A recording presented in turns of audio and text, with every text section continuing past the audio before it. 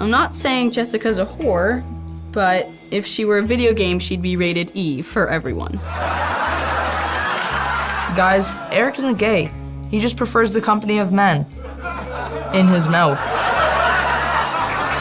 Hey Tiffany, which corner store, nail salon, or dry cleaner do your parents own? Alan's voice is so annoying, it makes me wish I was deaf.